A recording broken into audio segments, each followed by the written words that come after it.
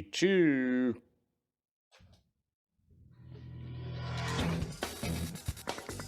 It's Spoilerin time, my friends.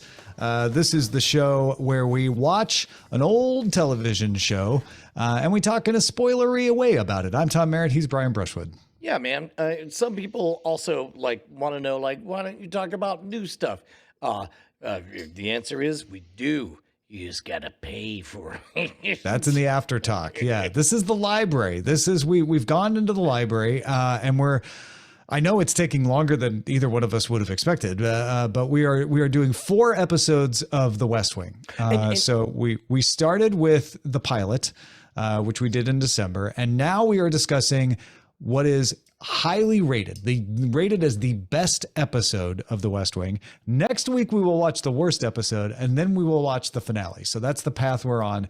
But this week, we are talking about the highest rated episode of West Wing, which makes me wonder, Brian, if we should have saved this for next week and done the worst episode this week, because 2 Cathedrals, season 2, episode 22. No, was a brilliant piece of television. It was excellent and amazing, and I'm glad we're doing it this way. Which, by the way, I think we may have stumbled onto something special, which is introduce us, let us be with the fans at how good it can be, disappoint us with the fans with how bad it can be. Tell us how it whimpered at the end. And then how did it finish? How did it leave the stage? I'd almost be interested in doing shows I've already seen, like Lost, that way. I'm down for that. Hit us up, cordkillers@gmail.com. Let us know. But Tom, this was a curious one because it took me about halfway through the episode before I realized that, that's somebody who is important who died but young, and now she's dead and he's dealing with that. I bet she meant a lot to the show. Yeah, because we haven't watched the show. I do remember her in the pilot. Once we saw her ghost appear at the end, I was like, oh, right. It's an episode that works better if you have come to know her in her small role as being someone he relies on. But at the same time, I got it. Did you get it? I feel like the emotional punch would have been bigger if I had known, and built up over the course of several seasons, but it wasn't like I was confused. Well, and that's the beauty of the writing of this episode and the direction and the creation of everything, is that all I know is that our president guy, who we all like, I assume, lost somebody very important. Lost somebody very important. And I don't know when this came out, but it was before or it was post the need to constantly be reminding people whether we're in the past or in the future.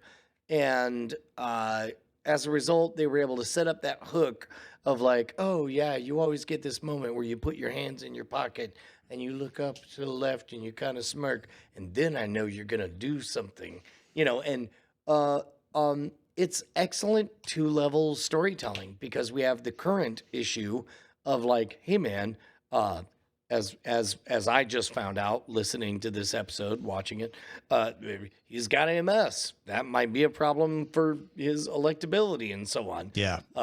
His whole staff wants to know about the present tense thing. Meanwhile, the other present tense thing is, how are you going to send off somebody you cared a lot about? What's this time when you're young? Okay, well, I guess I'm figuring out that you cared about a person when you were young. But more importantly, I'm figuring out that she saw you for who you were and called you out for your character diamond, for the things that you will and will not do. And it is remarkable storytelling to me, Tom, that you and I have almost no context on this series.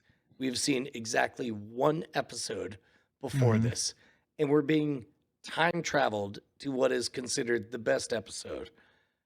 And I don't think there's a single thing we were confused about in this episode.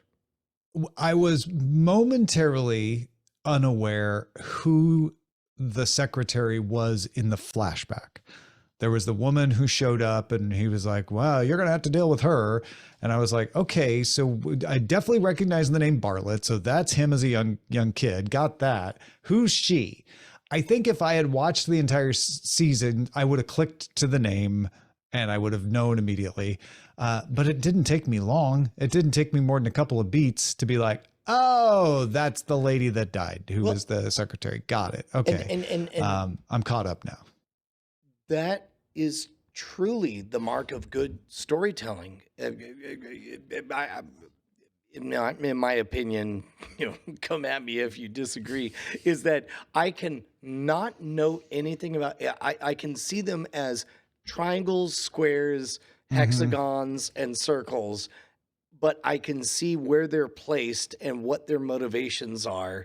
And in one episode, I can understand, oh, that's what's happening. And it was excellent storytelling. It also was lush from a production value standpoint, like going to the cathedral, and the episode quite literally ends with Bartlett having an argument with God. That's some good writing. Yeah. A couple other things I want to note about this too. I thought the structure was great where they treated Bartlett like Jaws. Like him and his MS, you did not see until very late in the episode. There's a lot of talk about him, but he's not there. But they also did that in the very first episode from the pilot. He was Jaws in the pilot. I feel like I wonder if that's just a thing they always do on these episodes. Second of all, I also like that they are showing something that felt very contemporary, which is there's like a serious problem with the U.S. military going down and hostages and something that feels like it should be the most important thing. And everybody is worried about whether he's going to run, whether he's going to admit he has MS and getting him to this funeral, and whether he's unhinged because he lost his best friend. I found that to be, very like, oh yes, the priorities are not always what they would appear to be on paper. I'm going to guess that the whole flashback, flash forward thing was fairly novel and new at the time. I may be wrong about that, but that feels right. Yeah. I mean, there have been flashbacks for decades. No. The thing where you don't say when and where. Yeah, exactly. Oh, yeah, okay. Like you. Sure. That might have been new. Well, and plus also it's like you really like that when people don't tell you the when on a flashback. I've noticed you always call that out when that's there. Mainly because if we can go into Brian and Tom talk, that was a big attraction, and I think remains a big attraction to hard science fiction, because I tend to think about storytelling as beginning with a gift, and a gift is an invitation. And what's fascinating about hard sci-fi and about stories that don't hold your hand is that the gift is, oh no, you're either going to keep up or you're out. And if you make it through figuring out what's going on, you get really excited about it. So I tend to notice. Gotcha. when so that happens. you like that present of being able to figure out like, oh, we're in the past now, and I figured it out on my own. Nobody had to tell exactly. me. Yeah. Before they spelled it out for that. me. Yeah, I get that. Yeah. The other thing I really liked is that you mentioned the thing where she's like, I can always tell when you've decided to do something because you put your hands in your pockets and you smile. And I'm like, oh, okay, so obviously that's going to happen at the end when he does whatever he's going to do. I must admit, I got fooled. I definitely was waiting for it. That was laid out and I didn't notice. Here's what's interesting. He puts his hands in his pockets and he smiles because he's going to confront his dad about the wage gap, right? In the flashback. But he doesn't. He goes in to talk to his dad and his dad intimidates him. Oh, I didn't. His dad keeps him from bringing it up. He never ends up bringing up. And his dad goes, why did you come in here anyway? And he's like, nothing. And he leaves. Oh my God. I totally did not catch that.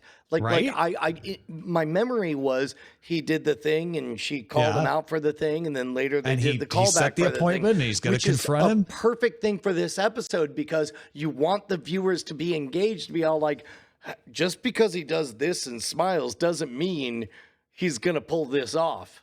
Yeah. So ooh, that's good. Then at the very end, when he puts his hands in his pocket and smiles, and then he goes, I'm going to run anyway. You're like, because he's grown, right? He's learned. Like, he's not intimidated. He was intimidated back then. He's not intimidated anymore. So here is the one bummer. I think we have a really good system that I want to try on multiple shows. Watch the first episode, watch the best episode, watch the worst episode, watch the last episode. I kind of want to know now how that would have gone with Miami Vice now that we're done with that. Because we did guest appearances because we thought it would be fun, and there were some fun guest appearances. That was worth it. But yeah, it would have been different to do that way. If you are watching along with us and you would like to see the worst rated episode, according to IMDb, that is what we will watch for next week. It is called Access Season 5, Episode 18. That is what we will do. I suspect, Tom, that you and I will be doing some research as to why it is thought to be the worst episode. This will be our homework episode. Like, first episode is like, hey, this seems cool. Yeah, introduce me. Best episode is like, oh, I can see why everyone thinks this is the best. And then the worst episode will be our homework episode where we're like, oh, what happened? Indeed. So watch that and then come back. You get this episode early if you're a patron, patreon.com/Cordkillers. And we'll talk about other shows that we watch on After Talk. Thanks, everybody. Talk to you soon.